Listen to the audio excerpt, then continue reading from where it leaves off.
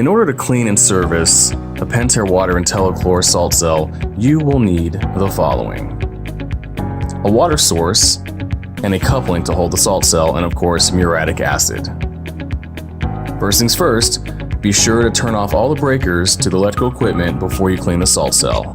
You do not want to damage a very expensive salt cell. Try explaining that to the customer. Be sure to remove the top and bottom couplings holding the salt cell in place, and also be sure to save the O-rings. You're going to need those later. This is what a clean salt cell looks like.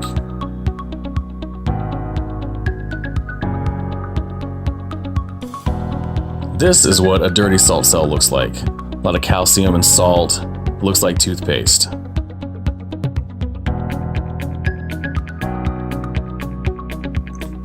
If you don't have an extra O-ring, go ahead and use one that came on the salt cell, and then apply it to the coupling.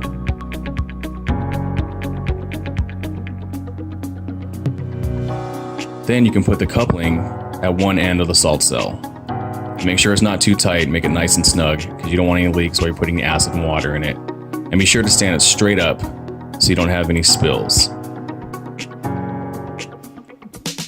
Depending on how much calcium buildups in the cell, put about 80 to 90% of water and then about 10 or 15% of acid. You want to have more water than you want acid. And pour it carefully, you don't want to make any messes.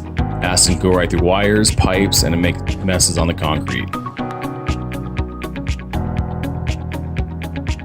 This is what it looks like when there's a lot of calcium buildup, because that acid's really going to work. So after about 10 or 15 minutes, come back, wash out your salt cell completely, spill it in a nice safe place so you don't make any messes. And then go ahead and take the O-ring out of the coupling and put it back where you found it. Otherwise, you're going to have a leak, and it's going to cost you a few more minutes of time. And then make sure that the flow is always facing back towards the pool, or at least in the pipe that's going back towards the pool, the return line. Go ahead and put the salt cell back together, the bottom and top couplings. Make sure the O-rings are placed so they're not leaking. Turn your breakers back on. Make sure the Easy Touch is back in auto mode, and you're good to go.